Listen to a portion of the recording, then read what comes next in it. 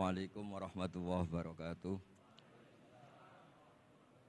Nahmaduka ya ghafuru ya syakuru wa salli wa sallim wa barik ala sayyidina wa ala Muhammadin wa ala alihi wa sahbihi asma'in amma ba'du.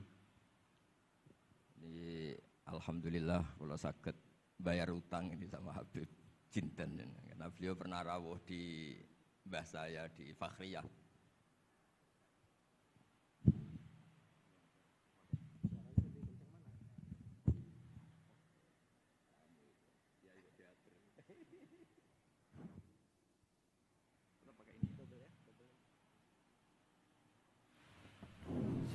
Cukup.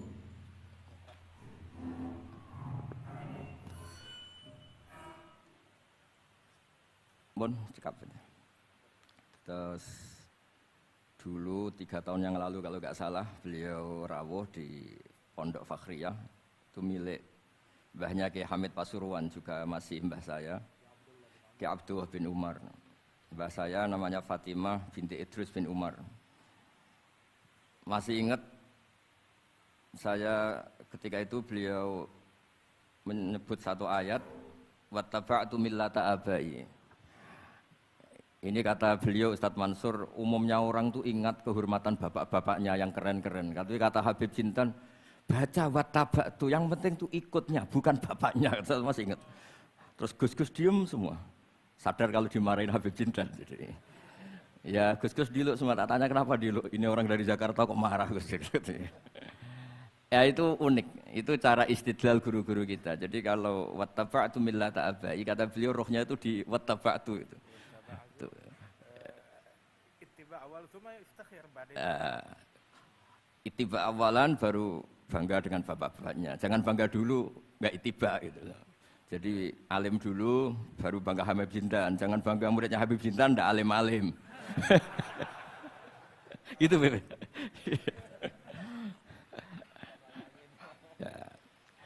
Jadi memang saya secara sengaja cerita sanad ini saya baca Mas Jamal ya, panggilannya apa? Mas Jamal ya. Pertama saya baca Al-Iqdul Farid, ini karangannya Said Muhammad bin Alawi. Di sini saya baca supaya barokah dari karangannya Sayyid Muhammad. Di antara orang yang beliau sebut dari ulama Indonesia, beliau ngendikan Al-Habib Al-Mu'ammar Ali bin Abdurrahman bin Abdillah Al-Habsyi. Wal Habib, ya kuitang ini Bebe. Ya, jadi juga. Ya, ini juga jad beliau dari omnya Wal Habib Ali bin Husain bin Muhammad Al-Attas Sahibitat. Wal Habib Hamid bin Muhammad bin Salim Asyiri. Wal Habib Muhammad bin Ahmad bin Zain Al-Haddad. Wal Habib Syekh bin Salim bin Umar Al-Attas. Nah, ini Wal Habib Salim bin Ahmad bin Jinten bin Syekh Abu Bakar bin Salim. Ini kitab karangannya Sayyid Muhammad bin Alawi. Terus ketika beliau cerita Sanad Ad-Darimi, Sunan Ad-Darimi, beliau ngendikan Arwi Sunan Ad-Darimi anis Sayyid Salim bin Jiddan, Alian anil Habib Utsman bin Abdullah bin Aqil bin Yahya Al-Alawi, Mufti Batawi. Ya, an Utsman bin Hasan Ad-Dimyati anil Amir Al-Kabir. Jadi keberadaan Habib Salim ini mudawwan, selain faktanya beliau sering ta'lim juga mudawwan dibukukan. Saya pernah hormat kholnya Syekhona Khalil. Di situ di antara manaqibnya ditulis min ajalli ta'lamidhi Salim Al-Habib An-Nasib Salim Maula Jinten, Alu Jinten disebut di situ. Jadi ini bukan cerita untuk tafakhur, bukan untuk fakhriyah, tapi ini memang fakta untuk fakhriyah. Karena pondoknya buyut saya juga namanya fakhriyah, ya. Minal fakhriyah ilal fakhriyah. Ya, minal fakhriyah ilal fakhriyah. Nah, ini tentang sanad. Tadi saya sudah mentasihkan beliau dan beliau mengkuatkan hujah kita. Dulu ketika Habib Salim banyak orang yang menyalahkan orang pakai celana, Habib, nanti jenengan yang cerita. Beliau juga bela kultur itu. Saya pernah baca di kitabnya Said Muhammad Alawi, judulnya itu Manhajus Salaf fi Fahmin Nusus. Di kitab saya itu halaman 423. Nanti bisa dicek halaman 423. Di situ ada kata-kata wa kanat sunnatu Rasulillah sallallahu alaihi wasallam annahu yat'amu ma yajiduhu fi ardi wa yalbasu ma yajiduhu wa yarkabu ma yajiduhu mimma abahahu wa ta'ala. Terus beliau cerita, siapapun yang makan faman at'ama ma yajiduhu fi ardi fa huwa al-muttabi' lis sunnah. Kama annahu hajjal baita min madinati nafsi. Faman hajjal baita min madinati nafsi fahuwa al-muttabi' lis-sunnah. Jadi supaya perasaan orang Indonesia ketika berpakaian seperti ini, seperti saya, seperti teman-teman ini, tetap tercantol, tetap terhubung oleh Rasulullah Shallallahu Alaihi Wasallam. Misalnya Nabi, karena beliau itu orang Madinah, tentu hajinya atau mikotnya dari Dzul Khulaifah. Karena kita orang Indonesia lewat Yalamlam ya harus lewat Yalamlam. Waqata Rasulullah li ahli Madinah Dzul Khulaifah, wa li ahli Syam al-Juhfah, wa li ahli Najdin Qarnan, wa li ahli Yaman Yalamlam. Jangan mentang-mentang ikut sunnah Nabi terus orang Yaman mikotnya dari Dzul Khulaifah, orang Sam juga dari Dzul Khulaifah. Semua itu harus min madinati nafsi. Sama seperti Rasulullah tiyat amu ma yajiduhu fi ardi. Kita juga nat'am ma najiduhu fi ardina. Sehingga jangan sampai umat Islam yang perilakunya keseharian ini sudah baik, kemudian merasa tercerabut dari sunnah Rasulullah Shallallahu Alaihi Wasallam. Karena Nabi sebagaimana kita ingin dan kita tahu. Ketika ada orang Arabi bilang Allahumma arhamni wa Muhammadan wala tarham ma'ana ahadan. Ya Allah, hanya saya dan Muhammad yang perlu engkau kasihani, yang lain jangan. Kata Nabi, laqad tahajjarta wasi'an. Rahmat Allah yang luas ini kamu persempit. Hanya karena mungkin kita orang Jawa, orang Indonesia. Makanya saya ini bangga ngaji sama Mbah Mun. Beliau orang Jawa, saya ngaji juga hanya di Indonesia. Tapi guyonannya Mbah Mun dulu itu lucu. Wong koyok kon itu kayak orang Jawa kayak kamu itu mesti ada yang alim. Karena Islam ini kafatal linnas. Makanya yang ahli nahwu itu Imam Sibawayh padahal beliau Persia. Imam Ghazali juga bukan orang Arab tapi alim hujatul Islam.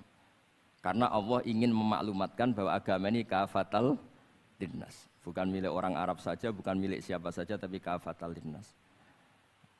Makanya kita harus bangga dengan tradisi para habaib. Ada Rauhah Bukhari. Bukhari itu kita tahu namanya itu Muhammad bin Ismail bin Ibrahim bin Mughirah. Setelah itu sudah namanya bin Bardasbah. Maula al-Ju'fi ini Bardasbah itu orang yang dulu diislamkan keluarga al-Ju'fi. Itu Mbah Mun kalau guyon itu Bardasbah cara Jawa mbok parmin mbok parlan. Tapi nyatanya dia putu alim alamah namanya Imam Bukhari. Artinya kita tentu sepakat, sangat-sangat sepakat. Sangat menghormati orang-orang yang arfa'u minna nasaban kayak para habib. Tapi para habib juga mau ngakui kayak pakai Bukhari as-Sahihul Kutub ba'da kitab al-Bukhari. Sehingga memang enggak pernah ada masalah secara sanad, secara tradisi. Di kitabnya Sayyid Muhammad ini ada sanad dari ulama India yang orangnya juga macam-macam dari marga macam-macam. Jadi saya mohon barokahnya sanad ini kemudian kita tahu apa sih sanad itu. Sanad itu ya kadang-kadang harus lewat orang yang mungkin kita tidak cocok. Dulu itu ada sahabat tanya, kalau mencium istrinya pas Ramadan itu sah apa enggak? Kebetulan ditanya itu Maimunah. Enggak tanya Saudah karena sangat yakin enggak itu, kalau Saudah itu enggak. Itu Maimunah jawabnya, kalau kita enggak ngalamin, coba tanya Aisyah yang potensi ngalamin dicium pas Ramadan. Sebetulnya istri yang Nabi itu sama Aisyah itu ya agak gimana yang namanya Doro itu ya rival. Akhirnya tanya, ya Aisyah, gimana hukumnya lelaki mencium istrinya pas Ramadan? Ya dijawab sama Aisyah, qabbalani Rasulullah wa huwa shaim. Yang lainnya enggak bisa jawab, mau enggak ngalami. Jadi sanad itu kadang ya cocok enggak cocok ya, memang itu fakta. Cara mandi junub. Mbok kayak apa pinternya sahabat cowok kalau mandi junub ya enggak tahu. Akhirnya tanya sama Sayyidah Aisyah, sama Sayyidah Maimunah. Apapun dekatnya istri Rasulullah, kalau perang ya enggak tahu. Wong itu lelaki. Begitu juga afdhalus sahabah kayak Abu Bakar, kadang harus mendapatkan hadis dari orang-orang yang nyun sewu agak deso. Bahkan kadang maula kayak Sauban, kayak Rabi'ah bin Ka'ab. Orang-orang biasa sekali. Khodim dulu. Tapi ini kan barokahnya khodim itu tahu keseharian Rasulullah SAW di dalam. Misalnya Anas. Apa kenangan kamu dengan Rasulullah? Kenangan saya itu saya khodam tu Rasulullah SAW asyra sinin. 10 tahun saya itu tidak pernah melakukan sesuatu ditanya Nabi 5 sonakta. Walali se'in taraktu 5 tarakta. Sehingga kalau saya pas baik itu ya agak berani tanya anak dalam saya, ngapain kamu? Ben sawangane pinter anut sunah Rasulullah SAW. Akhirnya can dalam kula nggih saenake beb gemrung ora tahu ditakoki. Jadi Hal-hal seperti ini itu keseharian yang harus kita suka. Di antaranya lagi, inna min khiyari ummati fima nabba'ani al-malul a'la. Kauman yathakuna jahron. Di antara nanti umat pilihanku adalah orang-orang kalau tertawa itu keras sekali. Kauman yathakuna jahron. Itu dulu juga, padahal ada riwayat kasratu dhahki tumitul qalba. Banyak tertawa itu bisa mematikan hati. Tapi ini juga dilawan kalau banyak cemberut bisa frustasi. Sehingga di ilmu ini cerita saya nanti di Tasawuf Habib Jintan. Semoga nasinya bener, saya tamu pasti dihormati. Nggak penting bener ndak itu nggak penting. Yang penting tamu itu dihormati. Ya kebetulan saya ini tadi kan hormat mbah saya masih bahasa Mbah Mutamakin di Hajan. Terus pagi tadi hormat buka luar di Sunan Kudus. Jam 7 saya tadi di Kudus. Ya, akhirnya sama teman-teman difasilitasi disuruh naik pesawat tadi jam 11 tadi. Tapi saya tidak capek karena memang saya senang cerita sanad. Tapi yang lucu-lucu saja, nanti yang serius jangan saya, yang lucu-lucu saja. Biar lucu sampean tuh tidak ngawur, tapi ada sanadnya. Ada seorang mufassir yang bilang ketika nafsiri wa annahu wa adhaka wa abka. Allah itu zat yang memberi kamu tertawa. Mbok kamu ingin susah, tidak akan tertawa. Tapi kalau Allah menghendaki ya tertawa aja. Ada orang miskin frustasi, maunya nggak tertawa. Tahu-tahu jalan-jalan ngerti badut, ya akhirnya tertawa. Ya karena adhaka itu fi'lullah. Kalau Allah menghendaki mau apa? Karena adhaka itu fi'lullah. Nggak bisa. Orang yang baru seneng kayak apa, nggak ingin nangis. Tapi kalau Allah menghendaki wa abka, dinangiskan ya tetap menangis. Wa anna wa adhaka wa abka. Karena kita ini semua adalah objek oleh kudrahnya Allah Subhanahu wa ta'ala. Saya itu sebenarnya paling tidak ingin ngaji bareng Habib tuh. Selain kalah nasab ya kalah ganteng. Ya tapi ditakdir mau apa? Ya sudah sami'na wa ata'na. Jadi saya saat ini tidak cari pahala benar, tapi pahala tawaduk karena diundang ya. Sudah penting benar salah, penting tawaduk. Jadi saya tadi sedang rayu sama Allah, ya Allah, saya kali ini tidak cari benar, cari tawaduk. Sudah mesti pahalanya besar tawaduk itu. Jadi supaya Islam ini gampang ya. Saya pernah cerita ke kiai yang khusyuk. Kalau sholat lama sekali tak cerita ini hadis. Nabi itu nggak pernah menegur orang yang sholat cepat. Yang ada itu sanad negur sholat lama. Terus tak cerita ini hadisnya Mu'ad tertawa-tawa deh. Gus kamu itu raan kok masih punya dalil. Saya punya sanad. Ada nggak sanad Nabi negur orang yang baca surat pendek? Nggak ada. Yang ada itu yang baca surat panjang. Nanti bisa direvisi sama Habib Jitin kalau nggak cocok. Tapi ini yang rileks saja. Karena potongan Islam Jawa ini kalau tidak berat nggak akan kuat. Jadi ya sudah. Inna minkum munafirin katanya Nabi. Sholat yang terlalu lama itu munafir kata Nabi. Afattanun anta ya Mu'ad. Kamu bikin umat ini nggak nyaman karena kalau kamu jadi imam itu lama sekali. Ini alhamdulillah betul. Hadis ini harus kita hafal betul. Nah. Supaya Islam ini meskipun pilihan-pilihan keseharian itu ada sanad itu saja kepentingan saya. Yat amu ma yajiduhu fi ardi wa yalbasu ma yajidu wa yarkabu ma yajidu.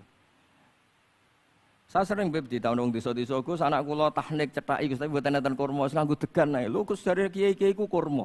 Kurma itu halawiyat. Ya degan juga termasuk halawiyat. Ya sudah.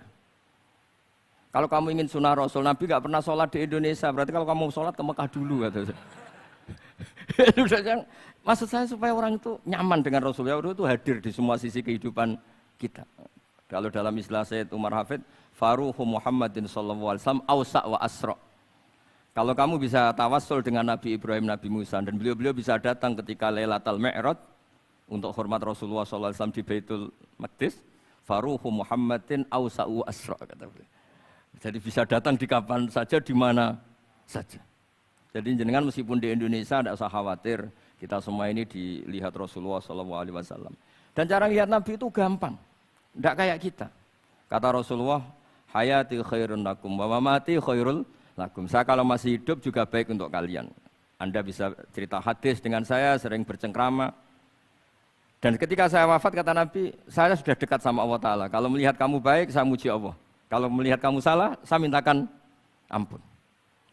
Makanya saya ini jenis kiai yang jarang istighfar. Ini bukan karena sombong. Saya ulang lagi bukan karena sombong.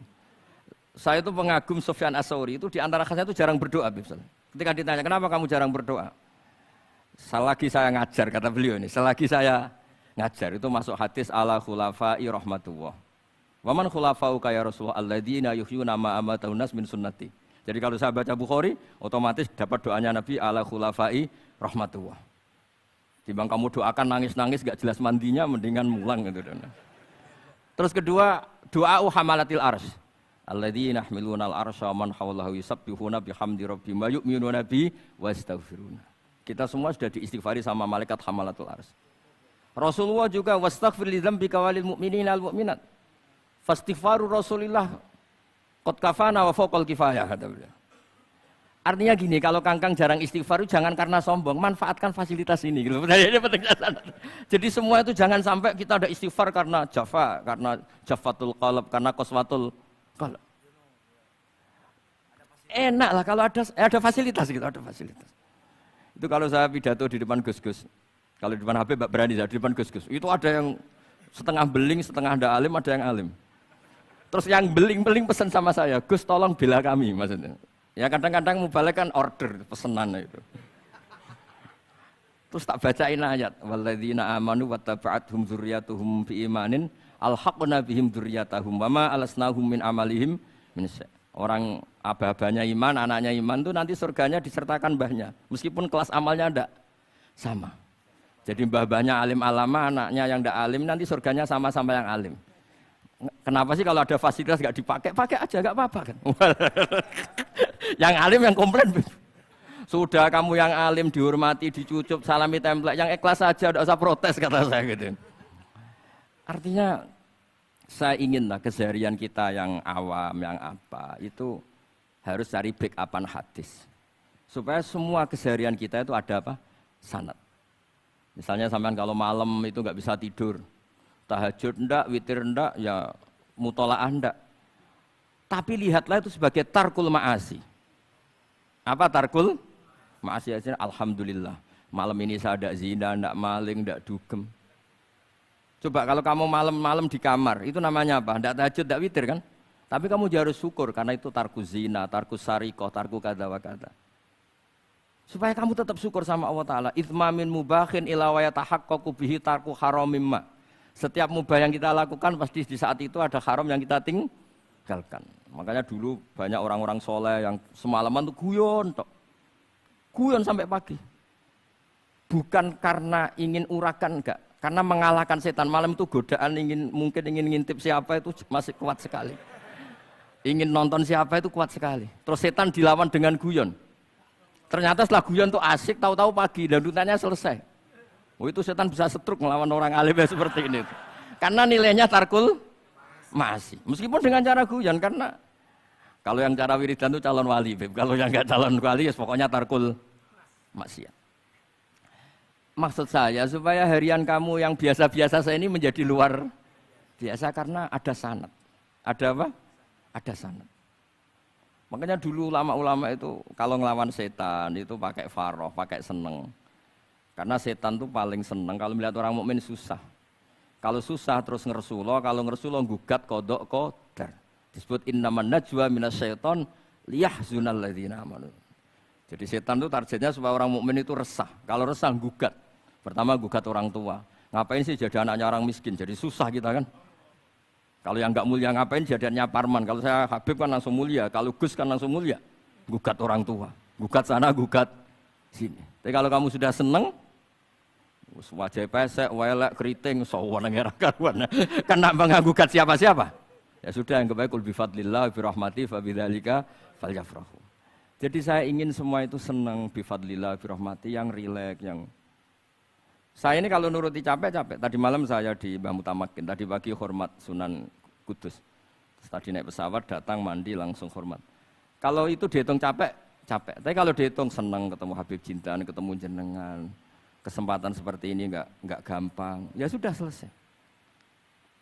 Makanya ini latihan ya, latihan terus. Saya ulang lagi apa? Latihan terus supaya Islam itu ada di semua sisi hidup kita. Tuh, saya pernah sering cerita di mana-mana itu. Ada wali itu istrinya cerewetnya bukan main. Wah itu semua muridnya sudah tak biayai kamu cerai nanti tak ganti istri yang lebih baik lebih. Enggak mau cerai alasannya apa? Ini wanita bahaya sekali. Kalau sampai dinikah orang lain, kasihan orang lain dapat musibahnya. Biar saya aja yang ngalami, kata wali itu. Jadi dia ada ingin, makanya ada juga kiai di santri buling di rumah teh. Santri ini nak pindah pondok, ngerusak pondok uang, mendingan pondok kuai. Jadi dia handle. Terus sekarang apa? Dia handle daripada ngerusak pondok orang lain, mendingan pondok saya. Jadi cerita-cerita seperti ini harus kita kaji. Supaya semuanya itu pakai sanad ilmu. Sama lihat di kitab Ihya itu. Ada bab-bab di Ajaibul Qalb. Apa di bab apa? Ajaibul. Di situ kayak apa Imam Ghazali memerankan orang-orang pilihan Allah yang menjadi gampang melihat keseharian. Misalnya gini, misalnya Islam zaman akhir kan katanya tantangannya banyak. Coba kalau baca ayat wa ya'ballahu illa ayyutimma nurah wallahu mutimmu nurih. Agama ini milik Allah, diurus oleh Allah Ta'ala. Islam ke Indonesia itu enggak ditunggoni Nabi. Nabi sudah intaqala ila rafiqil a'la. Kadang di kampung-kampung di Islam nomodin. Ya jalan karena ini agama Allah. Kita ditinggal-tinggal orang yang lebih baik ketimbang kita. Islam kita tunggui. Ya jalan, memang ini agama Allah yang ngurus Allah. Kamu tidak usah khawatir. Jadi senang kita bukan karena dablek, karena yakin jaminan Allah Subhanahu wa taala. Jangan sampai kamu itu senang karena dablek, karena arogan, jangan. Karena bidomanillah, yakin bidomanillah wa bikafalatillah. Seperti senangnya Sayyid Abdul Muttalib. Ketika Ka'bah mau dirubuhkan Abraha, ada penyerangan Abraha. Ini yang Mbah Mun sering cerita ini. Wah itu semuanya kalah. Terus takut, man sayyidu hadhil wadi. Siapa tuan di sini? Abdul Muttalib. Abdul Muttalib itu datang dengan wibawanya yang luar biasa. Abraha itu sampai bingung dia. Kalau duduk di singgasana dia disalahkan orang banyak. Karena raja kok duduk berdua sama orang yang tidak raja. Kalau Abdul Muttalib di bawah, dia nggak punya nyali karena ada haibahnya Sayyid Abdul Muttalib. Oh, oleh takdim luar biasa. Setelah itu tanya, apa keinginan kamu? Saya tidak ingin perang, saya hanya ingin merobohkan Ka'bah. Ternyata Sayyid Abdul Muttalib jawabnya apa? Unta saya yang 100 lo kembalikan dulu, tidak usah cerita Ka'bah. Kagetnya bukan main Abraham.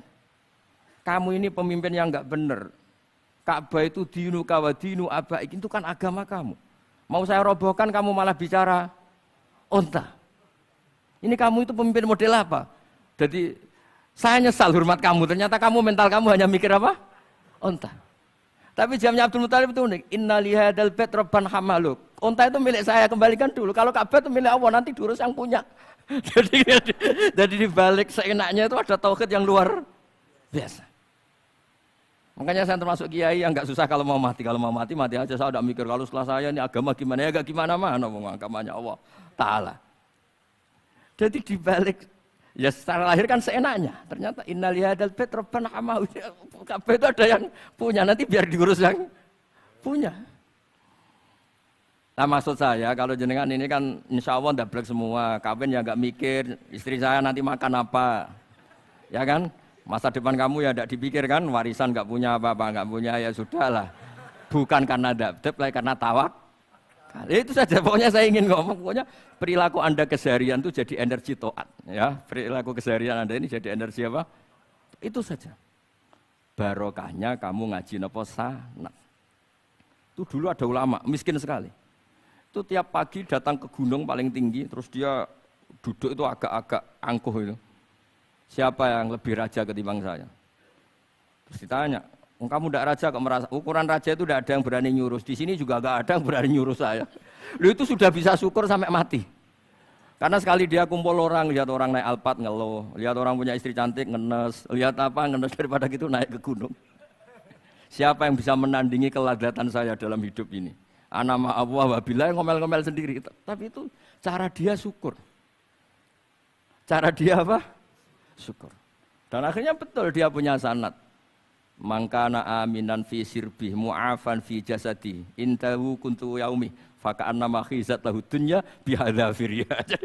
Ya sebentar orang itu sehat, ya aminan fi sirbih mu'afan fi jasadi intahu kuntu yaumi faka'anna ma khizat lahu dunya bihadzafir. Jadi ini madhab saya karena saya diundang di sini, Pak Habib Jiddan juga ingin khas saya. Jadi kalau saya pura-pura tawadhu, pura-pura baik kan kaget. Kenapa Gus Bak sekarang jadi baik kan nanti?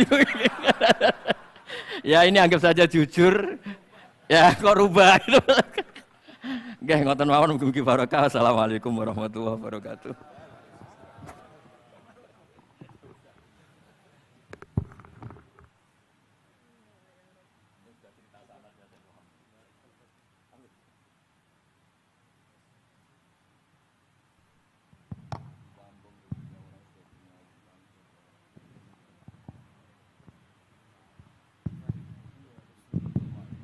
Alhamdulillah tadi sudah kita dengarkan dari Gus Baha yang tetap memelihara orisinalitasnya. Ya. Karena kalau berubah katanya nanti Habib Jindan nyesel ngundangku malah berubah katanya. Bukan yang saya lihat di YouTube katanya gitu ya. Alhamdulillah masih campur bahasa Jawa juga walaupun di sini banyak orang Betawi yang nggak ngerti. Dan Saya bahasa Jawa itu bentuk tawaduk saya. Berarti saya kiai lokal hanya kiai Jawa. Saya sering dikomplain orang. Gus, Anda ini kiai nasional atau bahasa Indonesia? Justru ini bentuk tawaduk saya. Kamu itu nggak pernah rasanya jadi kiai gitu. Nabi-nabi saja dulu aja itqala liqaumi. Jadi hanya terus akhirnya jangan ngawur saja masih punya dalil gitu.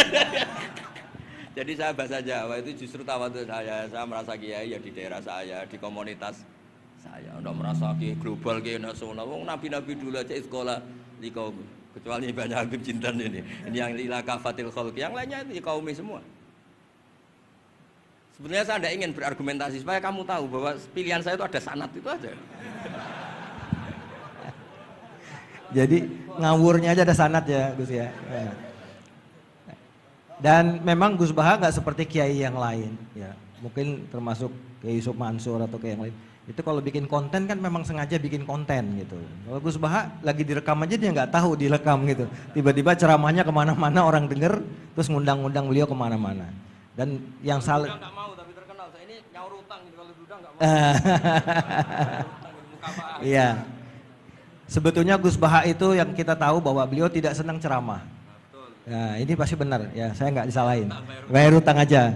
Dan hanya mau diundang kepada dengan orang-orang tertentu termasuk Habib Jindan. Karena takziman wa takriman. Nah itu. Karena beliau itu nggak mau ceramah, beliau maunya baca kitab. Jadi insya Allah kalau Habib Jindan ngundang lagi baca kitab, insya Allah beliau mau datang lagi. Insya Allah. Kayak Yusuf Mansur Girian besok ngundang ke Darul Quran. Iya. Jadi ini alhamdulillah kita dengar dari beliau, tapi nanti insya Allah kita ada tanya jawab, gak usah khawatir, ilmu Gus Baha masih kita gali lagi. Dan sekarang kita berikan kesempatan, kita mohon perkenannya Habibana Sayyidil Habib Jindan bin Novel bin Salim bin Janan. Alaihi falyatafaddal.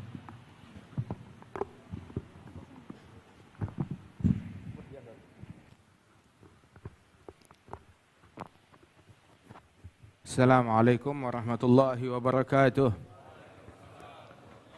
Alhamdulillah wassalatu wassalamu ala sayyidina Rasulillah Sayyidina Muhammad bin Abdullah wa ala alihi wa sahbihi wa mawalah. Ma ba'd. Kita bersyukur kepada Allah Ta'ala atas pertemuan yang dan kesempatan yang demikian mulia ini di hari yang teramat mulia, di bulan yang teramat mulia, bulan Muharram, di hari Senin dan bertepatan hari Ashura, hari 10 Muharram 1444 tahun sejak hijrahnya Nabi besar Muhammad sallallahu alaihi wa alihi wasallam. Sungguh kesempatan yang amat baik. Alhamdulillah kita berkumpul bersama akhina Kiai Haji Bahauddin Nur Salim. Mudah-mudahan Allah Ta'ala berikan kesehatan, afiat, keberkahan kepada beliau dan segenap para ikhwanina, sahabat-sahabat kami, Kiai Haji Yusuf Mansur,